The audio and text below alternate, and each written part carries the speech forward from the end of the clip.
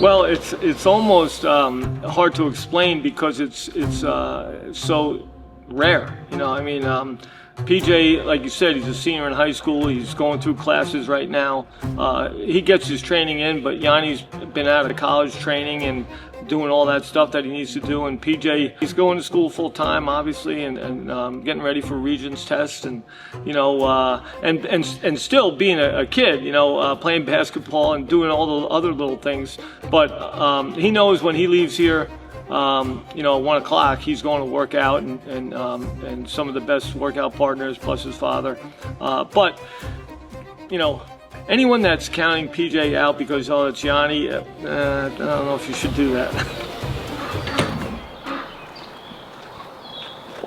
So we didn't have the luxury of having a lot of money at the time between me working overtime and trying to do things. So I was forced to learn everything on my own. So I pretty much became everything. His strength conditioning coach, his rehab coach, his this coach, that coach. So any title that he needed or whatever he needed done to make him the best he could be, I started doing it. He was very like a rambunctious little kid. So like we had a little baby too, so he was running around. So he had a lot of energy. Like he'd be the kid that would climb up on the couch and then dive on the floor and just do that 1,000 times. Like you would land on his head and then get up and do it again and thought it was the greatest thing in the world, you know? So he was just one of those kind of kids, and he could never sit still. So like he was so energetic that we just started to put him into like karate and stuff like that to try to get him to calm down a little bit. And then we went to a karate tournament that they were running, and they had like a grappling part, and he literally picked this kid over his head and slammed him at like 4 years old.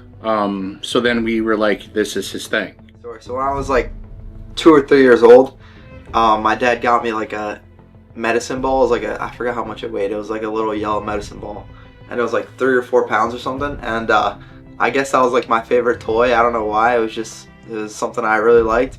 And he told me like when I was younger, I would just throw it down the stairs, and I'd go back down the stairs, pick it up, and start bringing it back up the stairs, and just do that for like hours. So I think like it's kind of always been like something I've worked towards, kind of being strong, just like naturally I was doing it when I was younger. But I've always worked hard since I was little, and even when I was like 5 or 6 years old, obviously I wasn't really strength training, but it was like just the push-ups, sit-ups, wrestling workouts, climbing ropes, a lot of stuff like that, just to kind of build a base. And I think that's kind of where I'm at now. It's just that past work is paying off. He knows where I'm soft, he knows where I'm tough, so he can kind of exploit where I need to work. And just like nothing compares to being on the bike and you got to do sprints. So it's probably like the hardest thing you can really do in life is like getting on that bike and just pushing through when you really don't want to do it and you're about to throw up, but you got to keep going. So I think that's something my dad's and like this gym has really helped me develop, is just being able to push myself past any point that a wrestling match is going to take me, and knowing I've done that here, and no match is going to be as hard as that bike. So we're going on the second beat. Yeah. Okay. Are we doing 2 minutes or a minute? Well, you're going to do 30 seconds on your run, your exercises, right? Yeah. So you should have about a minute off. Right? You're right. Give me a 10 seconds. Yeah, keep going. I'm going to start this.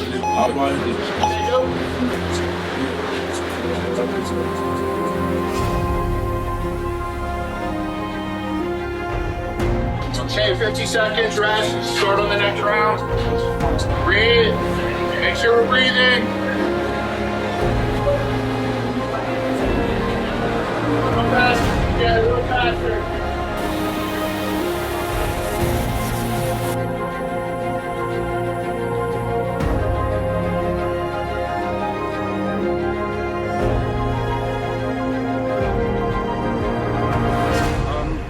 I mean, I've always been very, very hard on him. So like he was always, I wouldn't say, like I always say, like he's not a super athlete.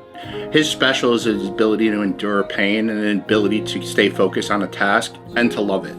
So if a gift was anything and he was gifted, I would say it's his mental like ability to endure and then be consistent. I mean, I was the consistent part. Like I'm very consistent when it comes to stuff like that for him. So like me, he would just never complain. Like he would just always want to do it. He would never complain, and he just loved it. And like I would make everything a challenge. I would make everything hard. I would make everything with consequences. So like if he was supposed to lift, or you're supposed to hit a mile in a certain amount of time, and he failed, there'd be consequences. So like everything was like a reward system. If you got what you were supposed to do, you got rewarded, and if you didn't, you had to work until you got rewarded. So it was kind of like, it just built a mental toughness. Show them the thing, dude. What?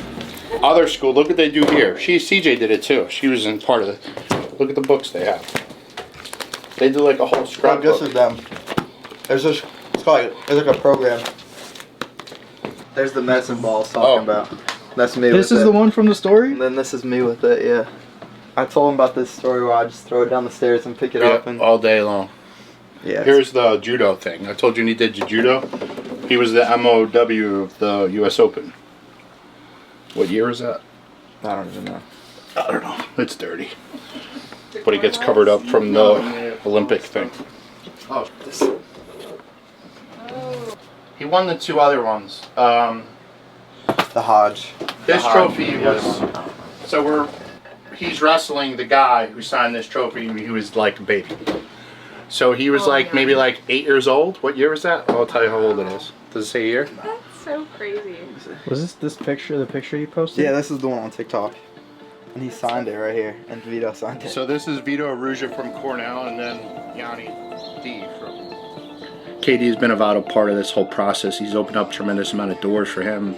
I mean, my son was wrestling college kids at 9th, 10th grade, or 8th, 9th, 10th grade, which was unknown for us at the time. He's always bringing good conditions, and he's like, I would say honestly, KD's like a son to me. I mean, he's great. I mean, I love the kid. He's more like PJ's brother than coach.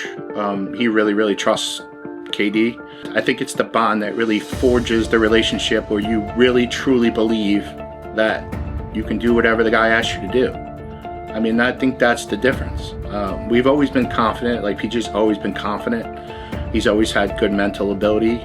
He's had obviously hiccups in the road, but he's able to persevere and endure. And I think it's just being able to rely on somebody in the corner that's really truly your friend and truly loves you. Yeah, it's kind of funny. It's like just growing up. I mean, I think he had like a great upbringing with his family and his parents and his dad. They just pushed him hard. I mean, anything I, asked of him, he just did. I mean, he just is very easy, very coachable. I mean, I think that's all comes from upbringing. I think a big part of kids being great are their upbringing and how they respond to authority and their coaches and their parents. And I just think that's just so important. And you got a guy like PJ who just, whatever you ask him to do, he's just going to do. So it makes coaching a lot easier, especially when you have parents who are willing to, back up everything the coach does and says, and just makes life a lot easier as a coach. Wrestling with Jaden's pretty funny because like I'm a little older than him. So I remember when he was younger than me and a little smaller, obviously not like a huge age difference, but definitely when he first started coming to the club, he was a lot smaller than me, and he's kind of getting almost bigger than me now. So I'm pretty sure he'll pass me pretty soon. But it's definitely really awesome having him, and he's such a great partner and just a better person. So being able to spend time with him and getting better with him is just such a pleasure. I've seen him grow a lot these last few years of wrestling. Mainly just like adjusting his skill sets throughout different matches, and always, after coming back from big tournaments, winning a big tournament and coming back to the club ready to learn, talk to KD about these little things that happen in these matches for him to improve and just keep getting better and better. And that's how he keeps getting all these big wins and at these levels and keeps climbing all these levels. So it's really impressive. It's really inspiring. It's just great to be around him, KD, and the club. You can't put a hyper focus on any one opponent. I think PJ Duke is the best wrestler in the world, and he has to be his best version. And if he puts his best version out there, then he'd be the best in the world. Not only going to win Fight X, but he'll be a world champion. Right? You're a young PJ Duke coming up. He's the guy you look up to. You see him win his first NCAA title. You're young, and then you see him win his fourth one, and then you see him go out there and make multiple world teams.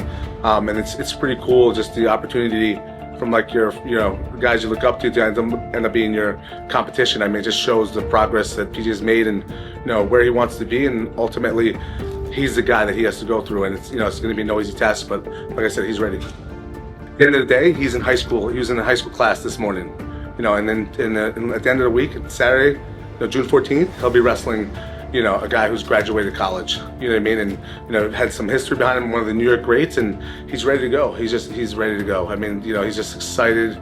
As I've ever seen him, his weight's right where we needed to be, and he's ready to go. You know, I have nothing to lose. It's pretty cool to be in a situation where you're such underdog. It really doesn't matter what happens. I can go out and get tech, and that doesn't change my life at all. I'm excited to be there, and I'm just grateful to have like the people around me that are supporting me, and I'm just like I said, super grateful to go out and have fun, and no pressure on me. Just go out and let it fly and have fun.